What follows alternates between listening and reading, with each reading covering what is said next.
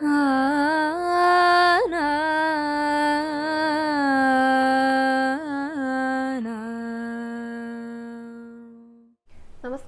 Guruvayur devotees ഓൺലൈനിലേക്ക് ഏവർക്കും സ്വാഗതം. സർവം കൃഷ്ണമയം. കൃഷ്ണായ വാസുദേവായ ദേവകീ നന്ദനായ ച നന്ദഗോപകുമാരായ ഗോവിന്ദായ നമോ നമഃ. ഇന്നത്തെ വീഡിയോയിൽ പറയാനായിട്ട് പോകുന്നത് നമ്മുടെ വീടുകളിൽ ഏറ്റവും അത്യാവശ്യമായിട്ട് അല്ലെങ്കിൽ നിർബന്ധമായിട്ട് ഉണ്ടായിരിക്കേണ്ട രണ്ട് വസ്തുക്കളെ കുറിച്ചാണ് കേട്ടോ. ഭഗവാൻ എന്തായാലും ഉണ്ടായിരിക്കണം. ഇപ്പോൾ പൂജാമുറി ഉള്ള വീടുകളിലാണെങ്കിലും ഇല്ലാത്തയിടത്താണെങ്കിലും ഭഗവാന്റെ വിഗ്രഹമോ അല്ലെങ്കിൽ ഫോട്ടോയോ വെച്ചിട്ട് ദിവസവും വിളക്കൊക്കെ കൊളുത്തണം എന്ന് പറഞ്ഞിട്ടുണ്ടായിരുന്നു. അപ്പോൾ ഭഗവാൻ നിർബന്ധമായിട്ട് വേണം. അതല്ലാതെ മറ്റു രണ്ട് വസ്തുക്കളുണ്ട്. ഇത് കഴിഞ്ഞു പോകാതെ, അതായത് തീർന്നു പോകാതെ നമ്മൾ ശ്രദ്ധിക്കുകയും വേണം. ഒരിക്കലും നമ്മുടെ വീടുകളിലെ ഈ രണ്ട് വസ്തുക്കളും കഴിഞ്ഞു പോകാനായിട്ട് പാടില്ല. അതിനു മുന്നേ നമ്മളത് വാങ്ങിക്കൊണ്ട് വെക്കണം. കാരണം ലക്ഷ്മി ദേവിയാണ്. ലക്ഷ്മി ദേവിയുടെ സാന്നിധ്യമുള്ള വസ്തുക്കളാണ്. അപ്പോൾ ഭഗവാനുണ്ട്, ലക്ഷ്മി ദേവിയും ഉണ്ടായിക്കഴിഞ്ഞാൽ പിന്നെ ആ വീട്ടിൽ ഐശ്വര്യം മാത്രമേ ഉണ്ടാകുള്ളൂ. ആ ഒരു കാര്യം തീർച്ചയായിട്ടും ഉള്ള ഒരു കാര്യമാണ്. ഇപ്പോൾ നമ്മൾ വീടൊക്കെ വെക്കുന്ന സമയത്തെ, പുതിയ വീടൊക്കെ വെച്ചു, അവിടേക്ക് ആദ്യമായിട്ട് താമസിക്കാനായിട്ട് പോകുക. അപ്പോൾ ഏറ്റവും ആദ്യം ഈ വീടുകളിലേക്ക് വാങ്ങേണ്ടത് ഫർണിച്ചേഴ്സോ അല്ലെങ്കിൽ പാത്രങ്ങളോ അല്ലെങ്കിൽ തുണികളോ ഒന്നുമല്ല, ഈ രണ്ട് വസ്തുക്കളാണെന്നാണ് പറയുക. അതാണ് നിർബന്ധമായിട്ടും വാങ്ങിയിരിക്കേണ്ടത്. അപ്പോൾ അത് എന്തൊക്കെയാണ്, അതുപോലെ എങ്ങനെയാണ് അത് വാങ്ങേണ്ടത്, എങ്ങനെയൊക്കെയാണ് അതിൻ്റെ കാര്യങ്ങൾ, എന്തൊക്കെയാണ് അതിൻ്റെ പ്രത്യേകതകൾ, എങ്ങനെയൊക്കെയാണ് അതിനെക്കുറിച്ച് നമ്മൾ സൂക്ഷിക്കേണ്ടത്, അതിനെക്കുറിച്ചൊക്കെയാണ് ഇന്നത്തെ വീഡിയോയിൽ പറയാനായിട്ട് പോകുന്നത് കേട്ടോ. അപ്പോൾ നിർബന്ധമായിട്ടും വീഡിയോ എല്ലാവരും മുഴുവനായിട്ട് കാണുക. നമ്മൾ ആ ഒരു ടോപ്പിക്കിലേക്ക് കടക്കുന്നതിന് മുൻപായിട്ട് അലങ്കാരം പറയാം കേട്ടോ. ഇന്നലത്തെ ഗുരുവായൂരപ്പൻ്റെ അലങ്കാരം പറഞ്ഞുകൊണ്ട് തുടങ്ങാം. ഇന്നലെ ഗുരുവായൂരപ്പനെ ഒരു കയ്യിൽ വെണ്ണൂരിലെയും ഒരു കയ്യിൽ ഓടക്കുഴലും നെഞ്ചോട് പിടിച്ചു നിൽക്കുന്ന ഭാവത്തിലായിരുന്നു ചാർത്തിയിട്ടുണ്ടായിരുന്നത്. ഒരു കുഞ്ഞുണ്ണികൃഷ്ണനാണ് കേട്ടോ. പുഞ്ചിരി തൂക്കിക്കൊണ്ട് നിൽക്കുകയാണ് നമ്മളേക്ക് നോക്കിയിട്ട് സന്തോഷവാനായിട്ട്. അപ്പോൾ ഭഗവാന്റെ ഈ ഒരു അലങ്കാരം കാണുമ്പോഴേ എന്താ ഇന്നലെ ഉണ്ടായതെന്നറിയോ? കുറച്ച് ഗോപികമാർ വന്നിട്ട് ഭഗവാന്റെ അടുത്ത് പറയാണ്, കണ്ണാ എത്ര നാളായി നിന്റെ ഓടക്കുഴൽ അതൊക്കെ ഒന്ന് ഞങ്ങൾ കേൾപ്പിച്ച് തന്നിട്ട് ഒന്നീ ഓടക്കുഴലൊന്ന് വായിക്കോ എന്നാണ് ഭഗവാന്റെ അടുത്ത് പറയണത്. കാരണം ഓടക്കുഴൽ പിടിച്ചിട്ട് ഇങ്ങനെ നിൽക്കുകയാണ്, പോകാൻ നിൽക്കുകയാണ് കേട്ടോ. കൂട്ടുകാരൊക്കെ അവിടെ വന്ന് നിൽക്കുന്നുണ്ട്, ഓരോരുത്തരായിട്ട് ഭഗവാനെ വിളിക്കുന്നുണ്ട്. അപ്പോൾ ഈ ഗോപികമാരൊക്കെ വന്നിട്ട് ഭഗവാനെ പിടിച്ച് നിർത്തിയിരിക്കുകയാണ് ഇവിടെ, പോകരുത് കണ്ണാന്ന് പറഞ്ഞിട്ട്. ആദ്യം ഞങ്ങൾക്ക് ഓടക്കുഴൽ വായിച്ച് കേൾപ്പിക്കുക, എന്നിട്ട് നീ കളിക്കാനായിട്ട് പോക്കോ എന്ന് പറയാ. അപ്പോൾ ഭഗവാനാണെങ്കിലോ കളിക്കാൻ പോകാനാണ് തിരക്കേ. കാരണം ഓരോരോ കുറുമ്പുകൾ കുസൃതികളൊക്കെ കാണിച്ചു വെക്കണല്ലോ, അതിന് തിരക്ക് കൂട്ടുകയാണ് ഭഗവാൻ. ഇവരാണെങ്കിലോ ഇവിടെ പിടിച്ചു നിർത്തിയിരിക്കുക. അപ്പൊ ഒന്നും മിണ്ടാതെ നിൽക്കുകയാണ്. അപ്പൊ എന്താ ഭഗവാൻ മിണ്ടാതെ നിൽക്കുന്നേ? ഒന്ന് അവിടെ കൊള്ളി നിർത്തിട്ട് ഒന്ന് ഊതിയിട്ട് ഞങ്ങൾക്ക് ഒന്ന് കാണിച്ചു തന്നൂടെ, ഒന്ന് കേൾപ്പിച്ചു തന്നൂടെ? ആ മധുരമായിട്ടുള്ള സംഗീതം കേൾക്കാനായിട്ട് എത്ര നാളായിട്ട് ഞങ്ങൾ കാത്തിരിക്കുകയാണെന്ന് ചോദിച്ചു. അപ്പൊ ഭഗവാൻ പറഞ്ഞു, അതെ ഞാൻ ഓടക്കുഴലൊക്കെ വായിക്കാം, പക്ഷേ എനിക്ക് ആദ്യം വെണ്ണ തരണം എന്ന് പറഞ്ഞു. അപ്പൊ ഇവര് പോകുന്നതാണ് ഭഗവാൻ വിചാരിച്ചത്. അപ്പൊ ഗോപികുമാർ പറഞ്ഞു, വെണ്ണയൊക്കെ ഞങ്ങൾ തരാം, ആദ്യം ഓടക്കുഴൽ വിളിക്കൂ, എന്നിട്ട് വെണ്ണ കൊണ്ടുവന്ന് തരാമെന്ന് പറഞ്ഞു. ഭഗവാൻ വിട്ടുകൊടുത്തില്ല കേട്ടോ. ഭഗവാൻ പറഞ്ഞു, ആദ്യം വെണ്ണ തരൂ, എങ്കിൽ ഞാൻ ഓടക്കുഴൽ വിളിക്കാന്ന് പറഞ്ഞു. പിന്നെ ഈ പിടിവാശിക്കാരൻ്റെ അടുത്ത് പറഞ്ഞിട്ട് യാതൊരുവിധ കാര്യമില്ലല്ലോ. ഗോപികമാർ എന്ത് ചെയ്തു? എന്നാൽ ശരി, വെണ്ണ കൊണ്ടുവന്ന് തരാമെന്ന് പറഞ്ഞിട്ട് ഒരു കുടം വെണ്ണയാണ്, ആ വെണ്ണയൊക്കെ കൊണ്ടുവന്ന് വെച്ചിട്ടുണ്ട്, ഇനി നീ ഓടക്കുഴൽ വായിക്കുമെന്ന് പറഞ്ഞു. അപ്പോഴും സമ്മതിക്കണില്ല. ഇത് മുഴുവൻ തരാമെന്ന് പറഞ്ഞിട്ടും സമ്മതിക്കണില്ല. ആദ്യം വെണ്ണ ഉണ്ണണം, എങ്കിൽ മാത്രമേ ഞാൻ ഓടക്കുഴൽ വായിക്കുള്ളൂ എന്ന് നിർബന്ധം പിടിച്ച് വാശി പിടിച്ചിരിക്കുക നമ്മുടെ വാശിക്കാരൻ. അങ്ങനെ ഗോപികമാരൊക്കെ അവസാനം തോറ്റുപോയിട്ടോ. വേഗം ആ വെണ്ണക്കുടത്തിൽ നിന്ന് ഒരു വെണ്ണൂറില എടുത്തിട്ട് ഭഗവാന്റെ കയ്യിൽ വെച്ച് കൊടുത്തു. ഇനി അത് കഴിച്ചിട്ട് എന്നാ ശരി ഓടക്കുഴൽ വായിക്കൂ എന്ന് പറഞ്ഞു. അതുകൂടി കേട്ടപ്പോൾ ഭഗവാൻ നല്ല സന്തോഷമായി. കാരണം പ്രിയപ്പെട്ടതാണ് ഈ കൊണ്ടുവന്ന് വെച്ചിരിക്കണതേ. എന്നാൽ പിന്നെ കൂട്ടുകാരന്മാർ കുറച്ചു നേരം കാത്തു നിൽക്കട്ടെ, ഈ വെണ്ണയൊക്കെ ഒന്നെടുത്ത് ഉണ്ട് കഴിയണ്ടേ. അപ്പോൾ ആ ഒരു സന്തോഷം, വെണ്ണ കിട്ടിയ ആ ഒരു സന്തോഷം ഭഗവാന്റെ മുഖത്തുണ്ട് കേട്ടോ. അപ്പോൾ ഇനി ഇതൊക്കെ കഴിച്ചിട്ട് വേണം ഗോപികമാർക്ക്, പ്രിയപ്പെട്ട സഖിമാർക്ക് ഓടക്കുഴൽ വീഴ്ച കേൾപ്പിക്കാനായിട്ട് എന്നും വിചാരിച്ചുകൊണ്ട് ഈ വെണ്ണയും ഓടക്കുഴലും നെഞ്ചോട് ചേർത്ത് പിടിച്ച് നിൽക്കുന്ന ഭാവത്തിലായിരുന്നു ഇന്നലെ അലങ്കാരം ചാർത്തിയിട്ടുണ്ടായിരുന്നത്. നമ്മുടെ അടുത്തുനിന്ന് തന്നെയാണ് പറയണത്, ഭഗവാനെ നമ്മൾ വെണ്ണ കൊടുത്തു കഴിഞ്ഞാൽ ഭഗവാൻ ഓടക്കുഴൽ നാദം നമ്മളെ കേൾപ്പിക്കും. അപ്പോൾ നമ്മുടെ സങ്കടങ്ങളെല്ലാം മാറിക്കിട്ടും. അപ്പോൾ നമ്മൾ എന്ത് ചെയ്യണം? നമ്മുടെ മനസ്സാണ് ഭഗവാന് കൊടുക്കേണ്ടത്. നമ്മുടെ മനസ്സാണ് വെണ്ണയായിട്ട് സങ്കല്പിച്ചിരിക്കുന്നത്. അപ്പോൾ ആ മനസ്സ് ഭഗവാനെ ഏൽപ്പിച്ചു കഴിഞ്ഞാൽ പിന്നെ നമുക്ക് എന്തെങ്കിലും ഒരു സങ്കടം ഉണ്ടോ, അതിൻ്റെ ഉടമസ്ഥാവകാശം പൂർണ്ണമായിട്ടും ഭഗവാനാണ്. അപ്പോൾ അതിൽ എന്തെങ്കിലും സങ്കടം വരാനായിട്ട് ഭഗവാൻ ആഗ്രഹിക്കുമോ? ഇല്ല. എന്തൊക്കെ സങ്കടങ്ങൾ വരികയാണെങ്കിലും അതിനെയെല്ലാം പുഷ്പം പോലെ ഭഗവാൻ നുള്ളിക്കളയും. ഇനി എന്തെങ്കിലും ബുദ്ധിമുട്ട് വരികയാണെങ്കിലും അതിനൊക്കെ ഭഗവാൻ സമാധാനവും നൽകും. അതിന് വേണ്ടിയിട്ടാണ് നമ്മുടെ മനസ്സാകുന്ന വെണ്ണ ഭഗവാനിൽ സമർപ്പിക്കാനായിട്ട് പറയണത്. അപ്പോൾ ഈ ഗോപികമാർക്ക് തൻ്റെ ഓടക്കുഴൽനാദം കേൾപ്പിച്ചതുപോലെ തന്നെ നമുക്കും ഭഗവാന്റെ ആ ഒരു ഓടക്കുഴൽനാദം കേൾപ്പിച്ചു തരും. അങ്ങനെയാണ് നമ്മുടെ മനസ്സിലുള്ള എല്ലാ സങ്കടങ്ങളും ഭഗവാൻ ദൂരീകരിക്കുന്നത്. അതിന് വേണ്ടിയിട്ട് എന്ത് ചെയ്യണം? നമ്മളെ തന്നെ പൂർണ്ണമായിട്ട് ഭഗവാനെ സമർപ്പിക്കുക. അപ്പം നമുക്ക് യാതൊരു തരത്തിലുള്ള സങ്കടങ്ങളോ ബുദ്ധിമുട്ടുകളോ ഒന്നും ഉണ്ടാകില്ല, എല്ലാം ഭഗവാൻ നോക്കിക്കോളും എന്നാണ് പറയണത്. അപ്പോൾ വെണ്ണയും ഓടക്കുഴലും പിടിച്ചു നിൽക്കുന്ന ആ ഭഗവാന്റെ സ്വരൂപം എല്ലാവരും ഒന്ന് മനസ്സിൽ കണ്ടുകൊണ്ട് നന്നായിട്ട് തൊഴുതു പ്രാർത്ഥിച്ചോളൂ കേട്ടോ. ഭഗവാന്റെ പാദങ്ങളിൽ എല്ലാവരും ഒന്ന് നമസ്കരിച്ചോളൂ. ഗുരുവായൂരപ്പ ശരണം എന്നൊന്ന് കമൻറ്റ് ബോക്സിൽ രേഖപ്പെടുത്തിക്കോളൂ. ഇനി നമുക്ക് ആ പ്രധാനപ്പെട്ട 2 വസ്തുക്കളെ കുറിച്ച് പറയാം കേട്ടോ. എല്ലാവർക്കും അറിയുന്നതാണ് എന്തൊക്കെയാണ് വസ്തുക്കൾ എന്നുള്ളത്. പക്ഷെ അതെങ്ങനെയാണ് നമ്മളത് ഉപയോഗിക്കേണ്ടത്, അല്ലെ എങ്ങനെയാണ് ഈ ഒരു പറഞ്ഞ കാര്യവുമായിട്ട് അത് ബന്ധപ്പെടുന്നതെന്ന് ചിലർക്കൊന്നും അറിയുന്നുണ്ടായിരിക്കില്ല. ഈ 2 വസ്തുക്കൾ മറ്റൊന്നുമല്ല കേട്ടോ. ഒന്ന് ഉപ്പും ഒന്ന് കടുകുമാണ്. ഈ 2 വസ്തുക്കളാണ് നമ്മുടെ വീടുകളിൽ ഒരിക്കലും തീർന്നു പോകാതെ നമ്മൾ ശ്രദ്ധിക്കേണ്ട കാര്യങ്ങൾ. ഇപ്പൊ തീരാനായെന്ന് വിചാരിച്ചു കഴിഞ്ഞാൽ വേഗം തന്നെ കൊണ്ടുവന്നിട്ട് ആ പാത്രം നിറച്ചു വെക്കുക. അതാണ് ഉദ്ദേശിക്കുന്നത് കേട്ടോ. ഇപ്പൊ പുതിയ വീടുകൾ പണിയാണെങ്കിൽ നമ്മൾ ആദ്യം ഗൃഹപ്രവേശത്തിന്റെ സമയത്ത് ഏറ്റവും ആദ്യം ഉപ്പും കടുകും വാങ്ങണം എന്നാണ് പറയുക. കാരണം സമുദ്രവസനി ദേവി എന്നാണ് പറയണത്. ഈ ഉപ്പിലെ മഹാലക്ഷ്മിയുടെ സാന്നിധ്യം ഉണ്ട് എന്നാണ് പറയണത്. അപ്പൊ ഭഗവാനെ നമ്മൾ എന്തായാലും വീടുകളിലേക്ക് വാങ്ങിക്കും, പിന്നെ മഹാലക്ഷ്മിയെ കൊണ്ടുവരിക, അതാണ് സങ്കല്പം. അപ്പൊ ഉപ്പ് ഒരിക്കലും, കല്ലുപ്പാണ് പണ്ട് കാലത്തുള്ളവരൊക്കെ വാങ്ങിയിരുന്നത്, ഇപ്പൊ പൊടിയുപ്പ് അവൈലബിൾ ആണ്. അതുകൊണ്ട് തന്നെ പൊടിയുപ്പ് ആയാലും കുഴപ്പമില്ല. ഉപ്പ് എന്ന് പറയണത് വളരെ പ്രധാനമാണ്. അതൊരിക്കലും കഴിഞ്ഞു പോകാതെ നമ്മൾ സൂക്ഷിക്കണം. കടുകും അങ്ങനെ തന്നെയാണ് കേട്ടോ. ഉപ്പിന് ഒരുപാട് ഗുണങ്ങളുണ്ട്. ഞാൻ മുൻപ് ഒരു ദിവസം പറഞ്ഞിട്ടുണ്ടായിരുന്നു, ഈ ഉപ്പ് എന്ന് പറയുന്നത് നെഗറ്റീവ് എനർജികളിനെയൊക്കെ വലിച്ചെടുക്കും എന്നുള്ളത്, അബ്സോർബ് ചെയ്യും. നമ്മുടെ വീടുകളിൽ നെഗറ്റീവ് എനർജി ഉണ്ടെങ്കിൽ ഒരു പാത്രത്തിൽ ഉപ്പ് എടുത്തിട്ട് ഏതെങ്കിലും കോർണറിൽ കൊണ്ടുപോയി വെക്കുക. അപ്പോൾ അവിടുത്തെ നെഗറ്റീവ് എനർജി ഉണ്ടെങ്കിൽ അതിനെല്ലാം വലിച്ചെടുക്കുന്നതാണ് പറയണത്. അത്രയും എന്താ പറയുക, ഗുണമുള്ള ഒന്നാണ് ഈ കല്ലുപ്പ് അല്ലെങ്കിൽ ഉപ്പ് എന്ന് പറയണത് കേട്ടോ. അപ്പോൾ അത് കഴിഞ്ഞു പോകാതെ വേണം നമ്മൾ ശ്രദ്ധിക്കാനായിട്ട്. പിന്നെ ഇത് വാങ്ങുന്ന സമയത്ത് ഈ ചൊവ്വ വെള്ളി ദിവസങ്ങളുണ്ടല്ലോ, ആ ദിവസങ്ങളിൽ വാങ്ങുന്നത് വളരെ വിശേഷമാണെന്നാണ് പറയുക. കാരണം ഈ 2 ദിവസങ്ങളും ദേവിക്ക്, മഹാലക്ഷ്മിയാണെന്ന് പറഞ്ഞല്ലോ, ഭഗവതിക്ക് പ്രിയപ്പെട്ട വിശേഷ ദിവസങ്ങളാണ്. അതുകൊണ്ട് തന്നെ ഈ 2 ദിവസങ്ങളിലായിട്ട് ഉപ്പും കടുകൊക്കെ വീട്ടിലേക്ക് വാങ്ങിക്കുന്നതും ശുഭകരമാണെന്നാണ് പറയുക. പിന്നെ ഒരു കാര്യം എന്ന് പറഞ്ഞാൽ, ഉപ്പ് ആർക്കും കടം കൊടുക്കാനായിട്ടൊന്നും പാടില്ല എന്ന് പറയും. അപ്പം ആരെങ്കിലും കുറച്ച് ഉപ്പ് തരുമെന്ന് ആരും വന്ന് ചോദിക്കാറില്ല. അതൊന്ന് ശ്രദ്ധിച്ചു നോക്കൂ. ആരും ഉപ്പ് തരുമെന്ന് പറഞ്ഞിട്ട് വരാറില്ല. ഒട്ടുമിക്ക വീടുകളിലും ഉപ്പ് ഉണ്ടായിരിക്കും. ഇനിയിപ്പോൾ ആരെങ്കിലും വന്ന് ചോദിക്കുകയാണെങ്കിൽ തന്നെ അത് വെറും കയ്യിലിട്ടിട്ട് കൊടുക്കരുതെന്നാണ് പറയുക. ഒരു വസ്തു നമ്മളങ്ങനെ കൊടുക്കാൻ പാടില്ല, പ്രത്യേകിച്ച് ഉപ്പ് അങ്ങനെ കൊടുക്കാൻ പാടില്ല. ഒരു പാത്രത്തിലിട്ട്, ഇപ്പോൾ നമ്മുടെ തന്നെ വീട്ടിൽ കുറച്ച് എന്തെങ്കിലും ഉപ്പ്, കറികളിൽ എന്തെങ്കിലും ഉപ്പ് കുറഞ്ഞു പോയി കഴിഞ്ഞാൽ കുറച്ച് ഉപ്പ് എടുക്കുമെന്ന് പറഞ്ഞു കഴിഞ്ഞാൽ അത് കയ്യിൽ കൊണ്ടുവന്ന് കൊടുക്കരുത് എന്നാണ് പറയാറുള്ളത്. കാരണം മഹാലക്ഷ്മി പോകുമെന്ന് പറയും. പിന്നെ അത് മാത്രമല്ല കേട്ടോ, അതിന് ശാസ്ത്രീയമായിട്ടുള്ള ഒരു വശം കൂടിയുണ്ട്. ഈ ഉപ്പ് എല്ലാ തരത്തിലുമുള്ള നെഗറ്റീവ് എനർജീസിനെയും നമ്മൾ അബ്സോർബ് ചെയ്യുമെന്ന് പറഞ്ഞല്ലോ. അത് ഈ എന്താ പറയുക, ഈ കെമിക്കൽസ് എല്ലാത്തിനെയും അബ്സോർബ് ചെയ്യും.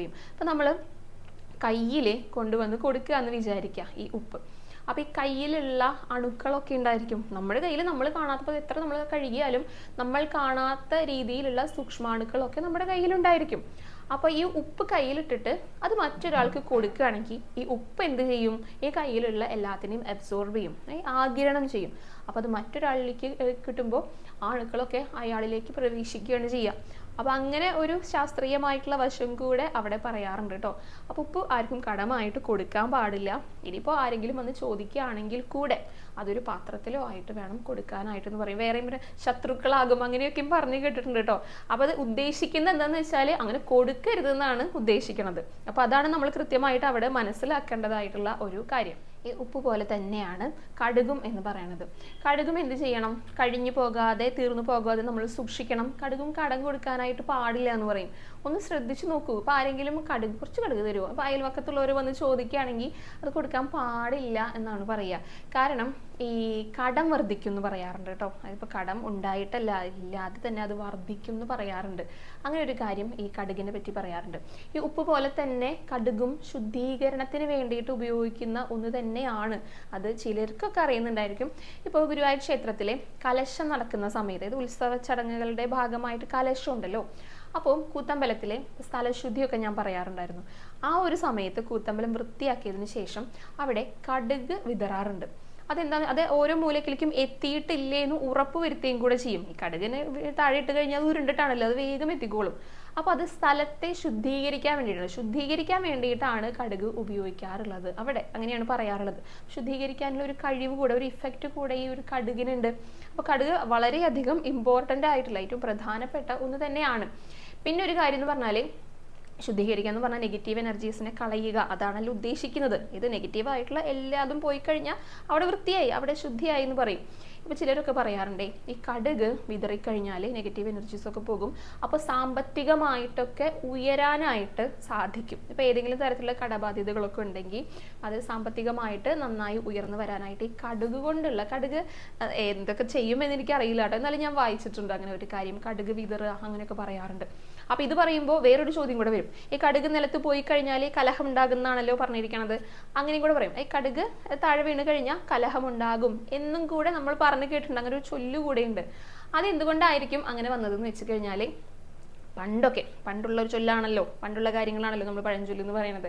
പണ്ടൊക്കെ ഈ വൈദ്യുതി ഒന്നും ഇല്ലാത്ത വീടുകളാണ്. അപ്പോൾ വീടുകൾ എന്ന് പറഞ്ഞാൽ കൂടെ ഇന്നത്തെ പോലത്തെ നല്ല വൈറ്റ് കളർ ടൈൽസ് ഒന്നും ഒട്ടിച്ചിട്ടുള്ള നിലങ്ങളെയല്ല, ചാണകമൊക്കെ മെഴുകിയിട്ടുള്ള ഇരുണ്ടിട്ടായിരിക്കും വീടിനകത്തൊക്കെ ഉണ്ടായിരിക്കാം. പ്രത്യേകിച്ച് ഇപ്പോൾ രാത്രിയൊക്കെ ആണെങ്കിൽ വെളിച്ചം എന്ന് പറയുന്നത് വളരെ കുറവേ ഉണ്ടായിരിക്കുള്ളൂ. അപ്പോൾ ആ ഒരു സമയത്ത് ഇപ്പം എന്തെങ്കിലും ആവശ്യത്തിന് കടുക് എടുക്കുക എന്ന് വിചാരിക്കുക. അപ്പോൾ കടുക് നമ്മൾ തന്നെ എടുത്ത് ഉപയോഗിക്കുമ്പോൾ പെട്ടെന്നൊന്നും താഴെ വീഴില്ല, മറ്റൊരാളിലൂടെ, അതായത് കൈമാറ്റം ചെയ്യപ്പെടുമ്പോഴാണ് ഇത് പോകാനുള്ള സാധ്യത കൂടുതൽ. അപ്പോൾ ഈ കടുക് കൊടുക്കുന്ന സമയത്ത് കൊടുക്കുന്നയാളും വാങ്ങുന്നയാളും ശ്രദ്ധിച്ചു വേണം കൊടുക്കാനായിട്ട്. അതിന് വേണ്ടിയിട്ടാണ് പറയണത്. അത് എന്തുകൊണ്ടാണെന്ന് വെച്ചാൽ, അറിയാതെ താഴെ വീണ് പോയി കഴിഞ്ഞാൽ ഇത് പെറുക്കിയെടുക്കാനായിട്ട് കുറച്ച് സമയം എടുക്കും. അപ്പോൾ അന്നൊക്കെ ആണെങ്കിലും കടുക് ഇപ്പോൾ ധാരാളം, ഇപ്പോൾ താഴെ വീണാലും പെട്ടെന്ന് പോയിട്ട് വാങ്ങിക്കൊണ്ടുവരാൻ പറ്റുന്ന ആ ഒരു ധനസ്ഥിതി ഒന്നും ആയിരിക്കില്ല. അപ്പോൾ കാശൊന്നും ഇല്ലാത്തൊരു സമയം, അങ്ങനെ ഒരു കാലഘട്ടമൊക്കെ ആയിരുന്നു. പെട്ടെന്ന് നമ്മൾ വിചാരിച്ചു കഴിഞ്ഞാൽ പോയി വാങ്ങാനും സാധിച്ചു എന്ന് വരില്ല. താഴെ വീണാലാണെങ്കിൽ പെറുക്കിയെടുക്കാനായിട്ട് ബുദ്ധിമുട്ടും. അപ്പോൾ സ്വാഭാവികമായിട്ടും ഇത് താഴെ ഇട്ട ആൾക്ക് വഴക്ക് കേൾക്കും. അതുകൊണ്ടാണ് ഈ കലഹം ഉണ്ടാകും എന്ന് പറയണത്. ശ്രദ്ധിച്ച് കൈകാര്യം ചെയ്യാൻ വേണ്ടിയിട്ടാണ് അങ്ങനെ പറയണത്. അപ്പോൾ ഈ കടുകിൻ്റെ പ്രത്യേകത എന്താണെന്ന് വെച്ചാൽ, അത് ശുദ്ധീകരണത്തിന് വേണ്ടിയിട്ടാണ് ഉപയോഗിക്കുക. ഈ ഉപ്പ് പോലെ തന്നെ പ്രാധാന്യമുള്ള ഒന്ന് തന്നെയാണ് ഇതും. ചൊവ്വ വെള്ളി ദിവസങ്ങളിൽ വാങ്ങുന്നത് വളരെ നല്ലതാണെന്നാണ് പറയാറുള്ളത് കേട്ടോ. പിന്നെ അത് കൂടാതെ നമ്മൾ കുട്ടികളെയൊക്കെ ഉഴിഞ്ഞിടും. കുട്ടികളെ മാത്രമല്ല, മുതിർന്നവരെയൊക്കെ ഈ സന്ധ്യാസമയത്ത് ഉഴിഞ്ഞിടും. അപ്പോൾ അതിലെടുക്കുന്ന പ്രധാനപ്പെട്ട 2 വസ്തുക്കൾ തന്നെയാണ് ഈ ഉപ്പും കടുകും. അപ്പോൾ തന്നെ ഒന്ന് ആലോചിച്ച് നോക്കൂ, ഈ നെഗറ്റീവ് എനർജീസ് കളയാനായിട്ട് ഏറ്റവും പ്രധാനപ്പെട്ട ഒന്നാണ് ഈ ഉപ്പും കടുകും. ഈ കണ്ണേറ് പോലെയുള്ള ബുദ്ധിമുട്ടുകൾ ചെറിയ കുട്ടികളൊക്കെ ആണെങ്കിൽ അവിടെയൊക്കെ ആയിട്ട് പുറത്തേക്ക് പോയി വന്നു കഴിഞ്ഞാൽ രാത്രിയായി കഴിഞ്ഞാൽ ചിലപ്പോൾ വാശിയും കരച്ചിലൊക്കെ ഉണ്ടായിരിക്കും. കണ്ണീറിൽ വിശ്വാസമുള്ള ധാരാളം പേരുണ്ട്. ചിലപ്പോഴൊക്കെ അത് സത്യാന്നും കൂടെ തോന്നാറുണ്ട് കേട്ടോ. അപ്പോൾ ഇങ്ങനെ ചെയ്ത് കഴിഞ്ഞാൽ, ഉഴിഞ്ഞിട്ട് കഴിഞ്ഞാൽ, മുളകൊക്കെ എടുക്കാറുണ്ടോ അതിൻ്റെ ഒപ്പമായിട്ട്. അപ്പോൾ കടുകും ഉപ്പുമാണ് പ്രധാനമായിട്ടുള്ളത്. ഉഴിഞ്ഞിട്ട് കഴിഞ്ഞാൽ അവരുടെ ബുദ്ധിമുട്ടുകളൊക്കെ മാറാറുണ്ട്. അങ്ങനെ ചെയ്തിട്ട് വിശ്വാസമുള്ളവരൊക്കെ ഉണ്ടായിരിക്കും. അപ്പോൾ അതിനു വേണ്ടിയിട്ട് ഉപയോഗിക്കുന്ന പ്രധാനപ്പെട്ട 2 വസ്തുക്കളാണ്. അതാണ് ഈ ഉപ്പിനും കടുകിനും ഇത്രയേറെ പ്രാധാന്യമുള്ളത്. നമ്മുടെ വീടുകളിലെ ഒരിക്കലും കഴിഞ്ഞു പോകാതെ സൂക്ഷിക്കേണ്ട 2 വസ്തുക്കളാണ് ഉപ്പും കടുകും. ഇനി ഒരു ഭക്ത ചോദിച്ച ഒരു ചോദ്യമാണ് കേട്ടോ. അവരുടെ പേര് ഞാൻ ഓർക്കണില്ല. ചോദ്യപ്രകാരമായിരുന്നു, കുറച്ച് കിടന്നുറങ്ങാനൊക്കെ പേടിയുള്ള ഒരാളാണ്. രാത്രി ഒറ്റയ്ക്കൊക്കെ കിടന്നുറങ്ങുന്ന സമയത്ത് തലയിണയുടെ അടിയിലായിട്ട് ഭഗവാന്റെ ഫോട്ടോ വെക്കാറുണ്ട്. അപ്പോൾ അത് ധൈര്യത്തിന് വേണ്ടിയിട്ടാണ് അങ്ങനെ വെക്കാറുള്ളത്. പീരീഡ്സ് ഒക്കെ ആയ സമയത്ത് അങ്ങനെ വെക്കാനായിട്ട് പാടുണ്ടോ എന്നാണ് ചോദിച്ചിരിക്കുന്നത് കേട്ടോ. അപ്പോൾ ഈ ഒരു ചോദ്യം ഞാൻ എൻ്റെ ഗുരുനാഥരുടെ അടുത്ത് ചോദിച്ചിട്ടുണ്ടായിരുന്നു. അമ്മ എന്താ പറഞ്ഞതെന്ന് അറിയോ? എന്തിനാ തലേണയുടെ അടിയിൽ വെക്കണത്? കെട്ടിപ്പിടിച്ച് കിടന്നുറങ്ങല്ലേ വേണ്ടതെന്നാണ് ചോദിച്ചത്. അതായത് നമ്മുടെ അവസ്ഥ എന്ത് തന്നെയാണെങ്കിലും ഭഗവാനെ നമുക്ക് പേടിയാണെന്ന് വിചാരിക്കുക, അപ്പം ഭഗവാനെ മുറുക്കെ കെട്ടിപ്പിടിക്കുക. അങ്ങനെ കെട്ടിപ്പിടിച്ച് കിടന്നുറങ്ങണതൊക്കെ ഒരു ഭാഗ്യമാണെന്നാണ് പറയുക.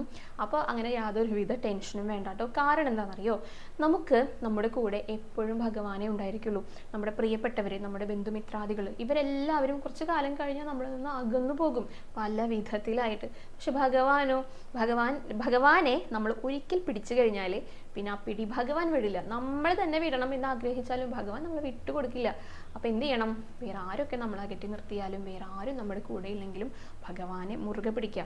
അത് നമ്മുടെ ഏത് അവസ്ഥയിലാണെങ്കിലും കെട്ടിപ്പിടിച്ച് കിടന്നുറങ്ങാനാണ് അമ്മ പറഞ്ഞത് കേട്ടോ. ഇപ്പം നമുക്ക് ദൂരേക്ക് എവിടേക്കെങ്കിലും പോകേണ്ടതായിട്ടുണ്ട്, നമ്മുടെ പൂജാമുറിയിലോ നമ്മുടെ വീട്ടിലോ ഒക്കെ ആയിരിക്കും ഭഗവാൻ ഉണ്ടായിരിക്കുക. അപ്പം നമുക്ക് അത് ആ വലിയ വിഗ്രഹം എടുത്ത് കൊണ്ടുപോകാൻ പറ്റിയെന്ന് വരില്ല. നമ്മുടെ കയ്യിൽ കൊണ്ടുപോകാൻ സാധിക്കുന്ന കുഞ്ഞു ഭഗവാന്റെ വിഗ്രഹങ്ങളോ ഫോട്ടോസോ ഒക്കെ ഉണ്ടായിരിക്കില്ലേ, അതുമായിട്ട് പോകുക. പേടിയുള്ളവർക്ക് അതൊരു ധൈര്യമാണ്. ഭഗവാൻ നമ്മുടെ കൂടെ ഉണ്ട് എന്ന് പറഞ്ഞു കഴിഞ്ഞാൽ നമുക്കത് വലിയൊരു ധൈര്യമാണ്. എന്താവശ്യത്തിനും എപ്പോഴും നമ്മുടെ കൂടെ ഭഗവാൻ മാത്രമേ ഉണ്ടായിരിക്കുള്ളൂ. ഇത് പറഞ്ഞു തരുന്ന ഒരു കഥ കൂടെ ഉണ്ട് കേട്ടോ. ഒരു സാധുവായിട്ടുള്ള കുറച്ച് പ്രായമുള്ള ഒരു മുത്തശ്ശനാണ്. അദ്ദേഹം ഒരു ദിവസം റെയിൽവേ സ്റ്റേഷനിൽ വെച്ചിട്ട് അദ്ദേഹത്തിൻ്റെ പേഴ്സ് കളഞ്ഞുപോയി. പേഴ്സ് എന്ന് പറഞ്ഞാൽ പുരുഷന്മാരുടെ പേഴ്സ് ഉണ്ടായിരിക്കുമല്ലോ, അത് കളഞ്ഞുപോയി. അപ്പോൾ അത് അവിടുത്തെ സ്റ്റേഷൻ മാസ്റ്ററുടെ അടുത്ത് അദ്ദേഹം പോയി പറഞ്ഞു, എനിക്കൊരു പേഴ്സ് ഉണ്ടായിരുന്നു, അത് കളഞ്ഞുപോയി, അപ്പോൾ അതെനിക്ക് എന്തെങ്കിലും ഒന്ന് അന്വേഷിച്ച് കണ്ടുപിടിച്ച് തരണം എന്ന് പറഞ്ഞു. അപ്പോൾ അവിടെ കിട്ടിക്കഴിഞ്ഞാൽ അവർ കൊടുക്കുമല്ലോ, അതിന് വേണ്ടിയിട്ട് കംപ്ലൈൻറ്റ് പോലെ പോയി പറഞ്ഞതാണ്. അപ്പോൾ അവർ വിചാരിച്ചു അതിൽ വിലപ്പെട്ട എന്തെങ്കിലും പണോ അങ്ങനെ എന്തെങ്കിലുമൊക്കെ ആഭരണമോ ഒക്കെ ഉണ്ടായിരിക്കും എന്ന് വിചാരിച്ചു. അപ്പോൾ എന്താ അതിലുള്ളതെന്ന് ചോദിച്ചപ്പോൾ പറഞ്ഞു, അതിലങ്ങനെ പണമായിട്ട് കാര്യമായിട്ടൊന്നും ഇല്ല, അപ്പോൾ ഏറി വന്നാൽ 100 രൂപ, അതും ഈ ചില്ലറകളായിട്ടൊക്കെ ഉണ്ടായിരിക്കുള്ളൂ, അതൊന്നുമില്ല എന്ന് പറഞ്ഞു കേട്ടോ. അപ്പോൾ പിന്നെ എന്താ അതിലുള്ളതെന്ന് ചോദിച്ചു, ഇത്രയും വിലപ്പെട്ടതായിട്ട്. അപ്പോൾ പറഞ്ഞു അതിലൊരു ഫോട്ടോ ഉണ്ടെന്ന് പറഞ്ഞു. അപ്പോൾ ചോദിച്ചു ആരുടെ ഫോട്ടോ ആണെന്ന് ചോദിച്ചു കേട്ടോ. അപ്പോൾ പറഞ്ഞു അത് ഭഗവാന്റെ ഫോട്ടോ ആണെന്ന്. അപ്പോഴാണ് അവർക്ക് മനസ്സിലായത്, അപ്പോൾ അതെന്തെങ്കിലും ഒരു പ്രത്യേകത ഉണ്ടായിരിക്കും, ഗുരുവായൂരപ്പൻ്റെ ഫോട്ടോ ആണ് അതിലുള്ളതെന്നാണ് ആ വൃദ്ധൻ, ആ മുത്തശ്ശൻ പറഞ്ഞത്. അപ്പോൾ എന്നാൽ ശരി ഞങ്ങൾ നോക്കി വെക്കാം എന്ന് പറഞ്ഞിട്ട് അദ്ദേഹം അവിടുന്ന് പോയി. പിറ്റേ ദിവസം നേരത്തെ തന്നെ വരുന്നു കേട്ടോ, പേഴ്സ് കിട്ടിയോന്ന് അറിയാൻ വേണ്ടിയിട്ട്. അപ്പോൾ ഈ സ്റ്റേഷൻ മാസ്റ്റർ ചോദിച്ചു എന്തുകൊണ്ടാണ് ഈ ഒരു പേഴ്സ് ഇത്രയേറെ പ്രിയപ്പെട്ടതായിട്ട് തീർന്നതെന്ന് ചോദിച്ചു. അപ്പോൾ അദ്ദേഹം പറഞ്ഞു അദ്ദേഹത്തിൻ്റെ ചെറുപ്പകാലത്താണ് അദ്ദേഹത്തിന് ഒരു പേഴ്സ് സമ്മാനമായിട്ട്, ഇപ്പോൾ അവരുടെ ബന്ധുക്കളോ ആരോ അമ്മാവനോ ആരോ ഒരാൾ കൊടുത്തത്. അപ്പോൾ ആ സമയത്ത് ഇവർക്ക് പ്രത്യേകിച്ച് ആരും ഇല്ല കേട്ടോ, അച്ഛനും അമ്മയോ ആണ് ഇദ്ദേഹത്തിനുള്ളത്. അപ്പോൾ പേഴ്സ് കിട്ടിയ സന്തോഷത്തിൽ അതിലിങ്ങനെ ഓരോന്ന് എടുത്ത് വെക്കുക, ട്രാൻസ്പെറൻ്റ് ആയിട്ടൊരു ഭാഗമൊക്കെ ഉണ്ടല്ലോ, അവിടെ അച്ഛൻ്റെയും അമ്മയുടെയും ഒരു ഫാമിലി ഫോട്ടോ ആണ്, അച്ഛൻ്റെയും അമ്മയുടെയും ഫോട്ടോ ആണ് അതിൽ വെച്ചിട്ടുണ്ടായിരുന്നെന്ന് പറഞ്ഞു. പിന്നെ അതിന് വളർന്നു വരുന്ന ഒരു സമയത്ത് ഇദ്ദേഹത്തിൻ്റെ അച്ഛൻ മരണപ്പെട്ടു. അപ്പോൾ ഈ കുട്ടിയും കൂടെ കുറച്ച് വളർന്നു. പിന്നെ അമ്മയാണ് കുട്ടീനെ നോക്കിയിട്ടുണ്ടായിരുന്നത്. അപ്പോൾ അമ്മയുടെ ഒരു ഫോട്ടോ അതിലെടുത്ത് വെച്ചു. പിന്നെ കുറച്ച് നാളും കൂടെ കഴിഞ്ഞു, ഈ കുട്ടി വലുതായി, ജോലിക്കൊക്കെ പോകാനായിട്ട് തുടങ്ങി. അപ്പോൾ കുട്ടി വലുതായില്ലോ, അപ്പോൾ ഈ കുട്ടി ഞാൻ നല്ല സുന്ദരനൊക്കെ ആയി. അപ്പോൾ എൻ്റെ സുന്ദരമായിട്ടുള്ളൊരു ഫോട്ടോ ആണ് പിന്നെ ഞാൻ ഈ പേഴ്സിൽ വെച്ചിട്ടുണ്ടായിരുന്നു. അമ്മയുടെ ഫോട്ടോ മാറ്റിയിട്ട് എൻ്റെ ഒരു ഫോട്ടോ വെച്ചു.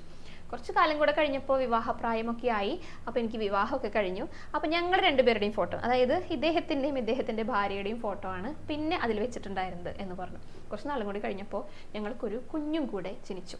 അപ്പോൾ പിന്നെ ആ ഫോട്ടോ ഒക്കെ, പഴയ ഫോട്ടോകളെല്ലാം പോയില്ലോ, ഇനി ആ കുട്ടിയുടെ, എൻ്റെ ഉണ്ണിയുടെ ഫോട്ടോ ആണ് ഞാൻ പിന്നെ പേഴ്സിൽ വെച്ചത് എന്ന് പറഞ്ഞു. പക്ഷേ കുറച്ച് കാലം കഴിഞ്ഞപ്പോൾ ഈ ഉണ്ണിയും വലുതായി, അവനും വിവാഹപ്രായമായി, അവൻ്റെയും വിവാഹം കഴിഞ്ഞു. അതിനുശേഷം ഇവൻ എന്നെ വീട്ടിൽ നിന്ന് പിടിച്ചിട്ട് പുറത്തേക്കാക്കി. വീട്ടിൽ താമസിക്കാനായിട്ട് പിന്നെ സാധിക്കണില്ല, ഈ ഇദ്ദേഹത്തിനാണെങ്കിൽ പ്രായമായി. അപ്പോഴാണ് എനിക്ക് മനസ്സിലായത്, എന്താണ് മനസ്സിലായത്, ഇതിലൊന്നും കാര്യമില്ല, ഇതൊന്നും ഈ കുടുംബത്തിലുള്ളവർ അല്ലെങ്കിൽ പ്രിയപ്പെട്ടവരൊക്കെ കുറച്ച് കാലം കഴിഞ്ഞാൽ നമ്മെ വിട്ടുപോകുന്നു. അങ്ങനെ സങ്കടപ്പെട്ടിരിക്കുന്ന സമയത്താണ് ഒരാൾ എൻ്റെ അടുത്ത് വന്നിട്ട് എനിക്ക് ഈ ഫോട്ടോ തന്നത്, ഗുരുവായൂരപ്പൻ്റെ ഫോട്ടോ തന്നത്. അപ്പോൾ ഞാൻ എന്ത് ചെയ്തു, ആ ഉണ്ണിയുടെ ഫോട്ടോ എടുത്ത് മാറ്റിയിട്ട് ഗുരുവായൂരപ്പൻ്റെ ഫോട്ടോ എൻ്റെ പേഴ്സിൽ വെച്ചു. അപ്പോഴാണ് ശരിക്കും എനിക്ക് മനസ്സിലായത്, ഗുരുവായൂരപ്പൻ മാത്രമേ നമ്മുടെ കൂടെ എല്ലായ്പ്പോഴും ഉണ്ടായിരിക്കുള്ളൂ. അത് ആ ആളെനിക്ക് മനസ്സിലാക്കി തരികയാണ് ചെയ്തത്. അതുകൊണ്ടാണ് എനിക്ക് ഈ ഒരു പേഴ്സ്, അതിലുള്ള ഭഗവാന്റെ ഫോട്ടോ, ആ പേഴ്സിനല്ല എനിക്ക് പ്രത്യേകത തോന്നിയിരിക്കുന്നത്, ആ ഭഗവാനാണ് എനിക്ക് ഏറ്റവും പ്രിയപ്പെട്ടത്. അതുകൊണ്ട് അത് തിരികെ ലഭിക്കാൻ വേണ്ടിയിട്ടാണ് ഞാൻ വന്നത് എന്ന് പറഞ്ഞു. ഇതൊക്കെ കേട്ടപ്പോൾ സ്റ്റേഷനിലുള്ളവർക്കും മനസ്സിലായി അദ്ദേഹത്തിന് ആ ഒരു ഫോട്ടോ എത്രമാത്രം പ്രിയപ്പെട്ടതാണെന്നുള്ളത്. ഇത് ഒരു സ്ഥലത്ത് കേട്ട ഒരു കഥയാണ് കേട്ടോ. ഇത് കേട്ട ഒരു കഥയാണെങ്കിൽ കൂടെ നമുക്ക് മനസ്സിലാക്കി തരുന്ന കാര്യങ്ങളുണ്ട്. അത് ഈ പറഞ്ഞത് പ്രകാരം തന്നെയാണ്. നമുക്ക് കൂടെയായിട്ട് നമ്മുടെ എന്താവശ്യത്തിനും നമ്മുടെ സങ്കടങ്ങളിലും ദുഃഖങ്ങളിലും എപ്പോഴും കൂടെ ഉണ്ടാകുക അത് ഗുരുവായൂരപ്പൻ മാത്രമാണ്. ബാക്കിയുള്ളവരൊക്കെ കുറച്ച് കാലം കഴിഞ്ഞ് നമ്മളെ വിട്ടുപോകും. അവർക്ക് അവരുടേതായിട്ടുള്ള തിരക്കുകൾ കാര്യങ്ങളൊക്കെ ഉണ്ടായിരിക്കും. അപ്പോൾ നമ്മുടെ സങ്കടങ്ങൾ കേൾക്കാനോ നമ്മളെ ഒന്ന് സമാധാനിപ്പിക്കാനോ നമ്മുടെ സന്തോഷങ്ങളിൽ പങ്കെടുക്കാൻ ചിലപ്പോൾ ചിലർ വന്നുകൊണ്ടിരിക്കും. അതും വളരെ ലിമിറ്റഡ് ആയിട്ടുള്ളവർ മാത്രമേ ഉണ്ടായിരിക്കുള്ളൂ. പക്ഷെ എല്ലാത്തിലും ഒരേ ഭാവത്തോടു കൂടെ നമ്മുടെ കൂടെ നിൽക്കുന്നത് അത് ഗുരുവായൂരപ്പൻ മാത്രമായിരിക്കും. അത് അദ്ദേഹം അവിടെയുള്ളവർക്ക് കൂടെ പറഞ്ഞ് മനസ്സിലാക്കുകയാണ് ചെയ്തത്. അപ്പോൾ ഇത്രയൊക്കെ കാര്യങ്ങളാണ് ഇന്നത്തെ വീഡിയോയിൽ ഉൾക്കൊള്ളിച്ചിരിക്കുന്നത് കേട്ടോ. എപ്പോഴും നമുക്ക് എന്ത് സങ്കടങ്ങളുണ്ടെങ്കിലും നമ്മൾ ഭഗവാനിലെ സമർപ്പിക്കുക. അത് ഭഗവാന്റെ ഫോട്ടോ ആയിട്ട് നമുക്ക് കൊണ്ടു നടക്കാം, കുഞ്ഞു വിഗ്രഹമായിട്ട് കൊണ്ടു നടക്കാം. മനസ്സിൽ സദാ ഭഗവാനെ സ്മരിച്ചുകൊണ്ടിരിക്കാം. സ്വപ്നങ്ങളിലും ഭഗവാൻ പ്രത്യക്ഷപ്പെടുന്ന സമയങ്ങളുണ്ടാകും. അപ്പോൾ എന്താ വേണ്ടത്, നമ്മളെപ്പോഴും ഭഗവത് ചിന്തകളിലൂടെ നടക്കുകയാണെങ്കിൽ ആരൊക്കെ നമ്മൾ ഉപേക്ഷിച്ചാലും നമുക്ക് സങ്കടം വരില്ല. ഇതിനെല്ലാം തരണം ചെയ്യാനുള്ള ആ ഒരു ത്രാണി ഉണ്ടല്ലോ, അത് ഭഗവാൻ നൽകും. നമ്മുടെ എല്ലാ സങ്കടങ്ങൾക്കും ഭഗവാൻ അറുതി വരുത്തും. അപ്പോൾ എന്തൊക്കെ സങ്കടങ്ങളുണ്ടോ നിങ്ങൾ ഒരാളെയും പഴിക്കാനായിട്ട് പാടില്ല. അത് നമ്മുടെ തെറ്റാണെന്നും കൂടെ വിചാരിക്കേണ്ട. എന്ത് വേണം, നമ്മുടെ തെറ്റാണെങ്കിൽ നമ്മളത് സമ്മതിക്കണം കേട്ടോ. അത് ഭഗവാന്റെ അടുത്ത് പറയുക, എന്താണെങ്കിലും അത് ഭഗവാനിൽ സമർപ്പിക്കുക. അത്രേ ഉള്ളൂ. നമ്മൾ ഒരു സങ്കടവും വരുത്താതെ ഒരു ബുദ്ധിമുട്ടും വരുത്താതെ ഭഗവാൻ നോക്കിക്കോളും.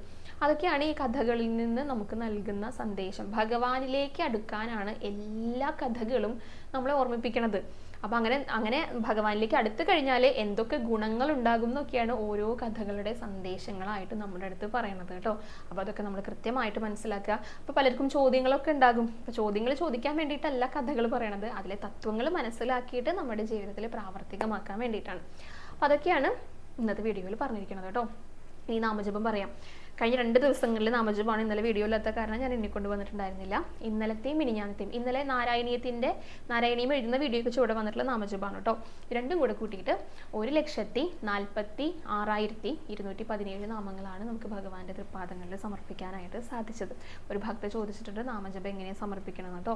നാമം ചൊല്ലിയിട്ട് അത് എണ്ണിയിട്ട് ഇവിടെ കൊണ്ടുവന്ന് എഴുതി കഴിഞ്ഞാൽ പിറ്റേ ദിവസം ഞാനത് കൂട്ടിക്കൊണ്ടുവന്നിട്ട് പറയുന്നതായിരിക്കും. അപ്പോൾ എത്രത്തോളം നാമം ചൊല്ലാൻ സാധിക്കണോ അത്രത്തോളം നാമം ചൊല്ലുക.